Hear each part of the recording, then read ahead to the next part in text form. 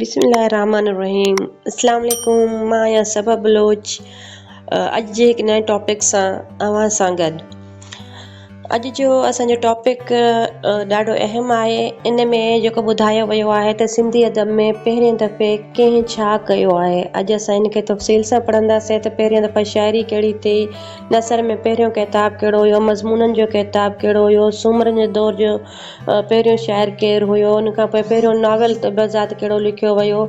अहिड़े तरीक़े सां असां इन्हनि खे ईअं पढ़ंदासीं त सिंधी अदब में जेको पहिरियों दफ़ो छा थियो। हलूं था पंहिंजे उनवान जी तरफ़। अॼु जो असांजो मौज़ू आहे सिंधी अदब में पहिरियों दफ़ो। सवाल नंबर पहिरियों असांजो आहे, पहिरीं शाइरी सूमरनि जे दौर जी कहिड़ी शुमार थिए थी। त गिनान शाइरी जेका आहे सूमरनि जे दौर जी पहिरीं शुमार थी वञे थी। सिंधी ॿोलीअ में नसर जो पहिरियों किताब कहिड़ो लिखियो वियो आहे। सवाल नंबर ॿियों आहे असांजो, सिंधी ॿोलीअ में नसर जो पहिरियों किताब कहिड़ो लिखियो वियो। हिन में सिंधी नसर में पहिरियों किताब लिखियो क़ुरान मजीद लिखियो हुयो, जेको तर्जुमो कयो वियो सिंधी ॿोली में सभ खां पहिरियों, जेको अखवंद अज़ीज़ुल्ला कयो। पहिरियों शाइर सूमरनि जे दौर जो केरु हो। सवाल नंबर 3 जो जवाबु आहे पीर सदरुद्दीन सूमरनि जे दौर जो पहिरियों शाइर हो। सवाल नंबर असांजो चौथों आहे, पहिरियों सुगड़ लोक शाइरी जो केरु हो। मखदूम अहमद भट्टी पहिरियों सुगड़ हुयो लोक शाइरी जो। सवाल नंबर असांजो 5 आहे, पहिरियों मशहूर आलम कल्होड़नि जे दौर जो केरु हो।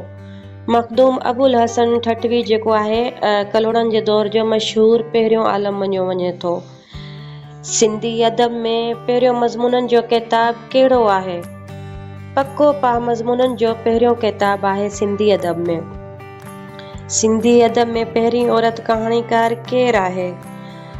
हिते जेको आहे नाले में ग़लती आहे त समीरा ज़रीन जेका आहे पहिरीं कहाणीकार आहे। सिंधी अदब में पहिरीं औरत कहाणीकार समीरा ज़रीन आहे।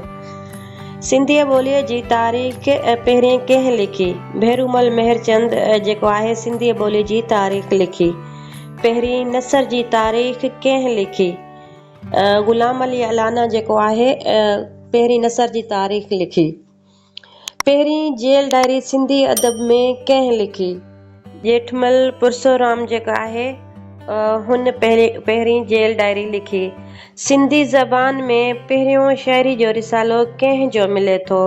लुत्फुल्ला कादरीअ जो पहिरियों रिसालो मिले थो। सिंधी अदब में पहिरियों तबज़ात नावल कहिड़ो आहे। दिलाराम नावल जेको आहे सिंधी अदब में पहिरियों तबज़ात नावल मिले थो।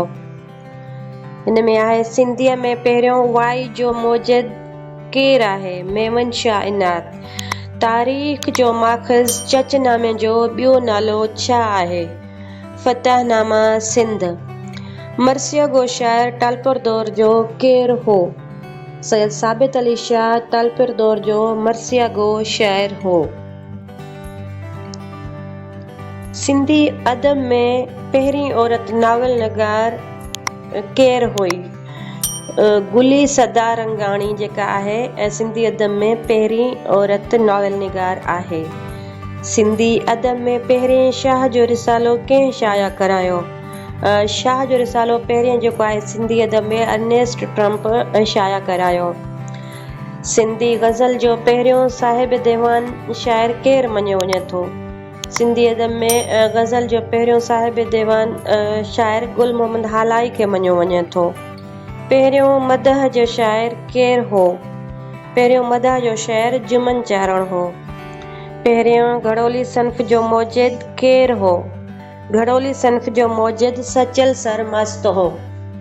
अॼु जा असां एतिरा ई सवाल कया आहिनि। उमेदु आहे त तव्हांखे इहा वीडियो पसंदि आई हूंदी। जेकॾहिं तव्हांखे इहा वीडियो पसंदि आई आहे त कमेंट लाज़मी कजो त असां अहिड़े क़िस्म जा जीअं मां ॿिया बि वीडियो ठाहियां कमेंट लाइ इंतज़ारु रहंदो। ऐं आहे तव्हां हिकु ॿिए लेक्चर में तमामु जल्द। तेसिताईं ॾींदा इजाज़त। ओके, अल्लाह हाफ़िज़।